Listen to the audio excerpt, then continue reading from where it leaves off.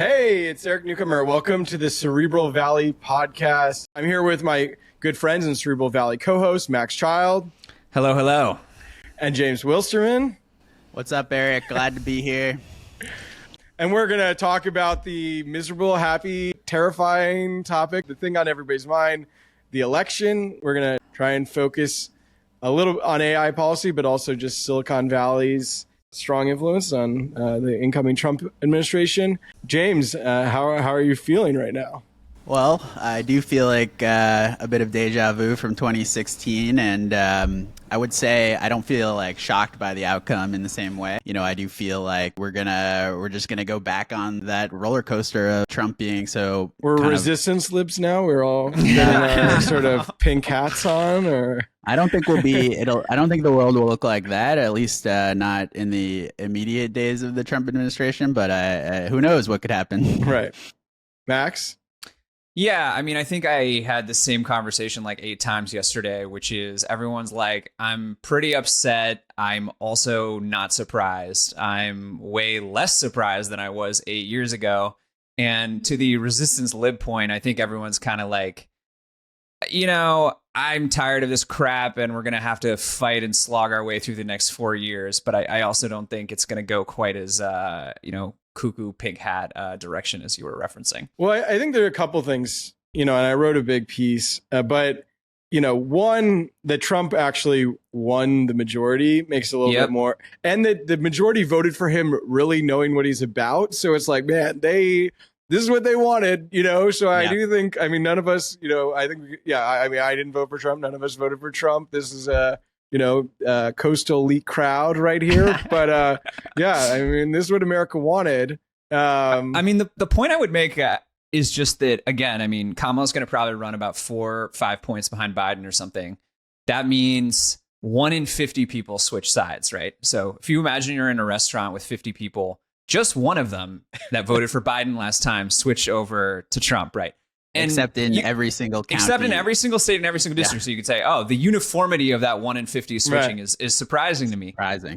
But if you look around a restaurant and you're like, yeah, I can see 1 to 2 people in here switching sides, it's not that shocking. And I guess it's maybe surprising that it happened everywhere. They saw a train wreck. That's what's surprising. It's like, put that conductor back in there. Like, but the data shows that people think the country is a train wreck right now, right? We all are like, January 6th was a legendary train wreck, but the data shows more people think the country is a train wreck right now than like ever before. And whether or not you think that's right or wrong, that's how people are feeling. So 1 in 50 or 2 in 50 switching is just not that surprising. And I think everyone I talked to yesterday had that. And the prediction markets were right. I believe in the prediction markets, but I feel like the whale really made me skeptical. You were skeptical that whale was driving a lot of that shift towards Trump. I believe. I was skeptical on the results. Now I'm like, oh, he's smart. Well, it turned out there was a story that he had paid a pollster to run polls.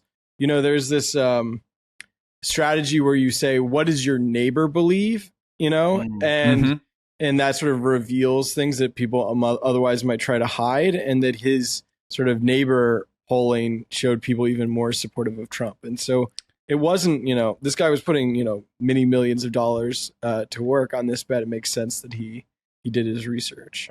Yeah, it's not clear to me that his 30 million or whatever was actually driving the prediction markets on Polymarket. Like, the liquidity is pretty high. I think a lot of people were betting on Trump. So I do wonder how much it was intelligent, analysis versus like the crypto industry leans sort of towards Republicans. Anyway, there are endless takes to be out on Trump. I'm sure you're going to, the Pod Bros or I don't know, Matt Iglesias coming to us for our tech. So we will now dig into what this means for AI policy.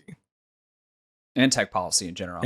Yeah. I wanted to frame this up. I think, we talked a little bit earlier about where we think the Trump administration can have a big impact on tech and AI specifically, and kind of laid out 5 key areas that I think would be good to walk through. And obviously, if you guys feel like I'm missing anything, we'll throw it in there. But I think the big ones are energy policy. So, nuclear, solar. How are we going to, generate enough energy to power all these advancements in foundational models and so on? I think chips is a huge one. CPUs, GPUs, NVIDIA, Taiwan, TSMC in Arizona, all that kind of stuff. Regulation, as we discussed recently, the California state bill that was meant to regulate really large AI models was vetoed by Governor Newsom, but maybe there will be a national regulation, maybe there won't. Where do we think Trump leans there? Markets and M&A is a huge one. The mergers and acquisitions, the roll-ups of small tech companies have been severely depressed under the Biden administration. Lina Khan, his Federal Trade Commission chair, is sort of openly anti-tech and anti-acquisition. Will that change under Trump? And then finally, I think you just can't leave out the old chaos, black swan madness of the Trump administration. Wild shit seemed to happen on a weekly basis. January 6th being the real cherry on top of that Sunday. But what kind of crazy stuff could happen, and how does that affect tech and AI? Obviously, hopefully not crazy enough to lead to bigger negative consequences. But I think say nuclear. Well, nuclear or just Cold War, right. Cold War II, maybe like a pandemic or something. Yeah, like a crazy global pandemic. Yeah, I think that was a good black swan. Not Trump's fault, though. I think we can agree, maybe.